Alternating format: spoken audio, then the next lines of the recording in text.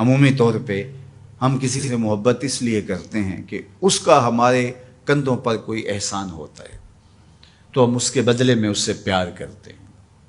ٹھٹھرتے موسم میں جب بدن سردی سے کپ کپا رہا ہو اور کوئی بندہ دودھ کا گرم گلاس پیش کر دے، چائے کی پیالی پیش کر دے، تو ساری زندگی اس کا احسان نسلی شخص کو نہیں بھولتا۔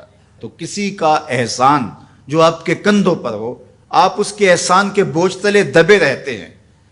یار اگر کسی سے اس لیے پیار کیا جاتا ہے کہ اس کا آپ کے ذمے کوئی احسان ہے، تو مجھے بتاؤ کائنات میں اتنے احسان کسی کے ہو سکتے ہیں جتنے آمنہ کے لال کے احسانات ہیں؟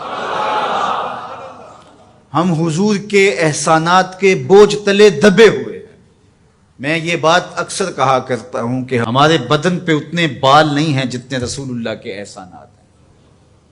ہم اپنے وجود میں بھی ان کے مرہون منت ہیں۔ اگر وہ جلوہ گر نہ ہوتے اس کائنات کو خلعت وجود ہی نہ ملتا۔ یہ دنیا بنائی ہی گئی حضور کے لیے۔ انسانیت مقروض ہے جناب رسالت مآب صلی اللہ علیہ وآلہ وسلم کی۔ کیا آپ نہیں جانتے کہ باپ اپنی بیٹی کو زندہ درگور کر دیتا تھا؟ تو بتاؤ یہ کتنا بڑا ظلم تھا۔ اور میرے اور آپ کے آقا و مولا نے اس زمانے میں جب بیٹیوں کو زندہ درگور کر کے باپ فخر کر رہا تھا، فرمایا لوگوں سن لو، میری فاطمہ میرے جگر کا ٹکڑا ہے۔ کسی سے اس لیے پیار کیا جاتا ہے کہ وہ صاحب کمال ہے۔ مشاہیر سے لوگ اسی لیے پیار کرتے ہیں، بڑے بڑے سائنسدانوں سے، بڑے بڑے ہیروز سے، قائدین سے، اہل علم سے لوگ اس لیے پیار کرتے ہیں کہ وہ صاحب کمال ہیں۔ تو کوئی لاؤ نا ایسا صاحب کمال جس نے انگلی کا اشارہ کیا ہو چاند ٹکڑے ہو کے قدموں میں آیا۔ کوئی لاؤ نا ایسا صاحب کمال جس کے ہاتھ اٹھے ہوں سورج پلٹ کے عصر کے وقت پہ آیا ہو۔ کوئی لاؤ نا ایسا صاحب کمال جس نے اشارہ کیا ہو درخت قدموں میں آ کے سجدہ ریز ہو گئے ہوں۔ کوئی لاؤ نا ایسا صاحب کمال جس نے اشارہ کیا ہو کھجوریں پکی ہوئی قدموں میں آ کے گری ہوں۔ او سڑیاں کھجوراں اگا جان دائے، او پتھراں نو کلمے پڑھا جان دائے، قطرے کو سمندر ذرے کو ستارہ کرتے ہیں، کونین کو خم آ جاتا ہے جب زلف سنوارا کرتے ہیں۔ کوئی لاؤ تو صحیح زمانے میں ایسا۔ اچھا کسی سے پیار اس لیے بھی کیا جاتا ہے کہ مستقبل میں اس کی کوئی ضرورت پیش آنی ہوتی ہے تو بندہ تعلق رکھتا ہے۔ تو اگر یہ غرض ہے محبت کی تو بتاؤ نزع سے اوکھا ویلا ہو سکتا ہے؟ بتاؤ حشر سے کوئی اوکھا ویلا ہو سکتا ہے؟ اس اوکھے ویلے نہ باپ کام آئے گا، نہ ماں کام آئے گی، نہ بہن کام آئے گی، نہ بھائی کام آئے گا، نہ بیوی، نہ دوست، نہ اولاد، نہ مال، کچھ بھی کام نہیں آئے گا۔ اگر وہاں کام آئے گا تو آمنہ کا لال ہی کام آئے گا۔ تو پھر آؤ نہ ان سے محبت کا رشتہ جوڑتے ہیں۔ کسی سے اس لیے پیار کیا جاتا ہے کہ وہ سونا بہت ہے۔ اچھا یہی معیار ہے اگر کسی سے محبت کا، اور یہی سب سے بڑا داعیہ ہے محبت کا، تو آؤ پھر اس سے پیار کریں۔ مکھ چند بدر شاہ شانی ہے، متھے چمک دی لاٹ نورانی، کالی زلف تے اکھ مستانی ہے، مخمور رکھی ہن مد بھریاں، سبحان اللہ ما اجمل کا ما احسن کا ما اکمل کا، کتے مہر علی کتے تیری، اللہ اکبر۔ آؤ پھر ان سے پیار کیجئے۔ اور محبت کا ایک تقاضا یہ بھی بیان کیا گیا، حب کا شیء اکثر ذکرہ، بندہ جس سے محبت کرتا ہے کثرت سے اس کا ذکر کرتا ہے۔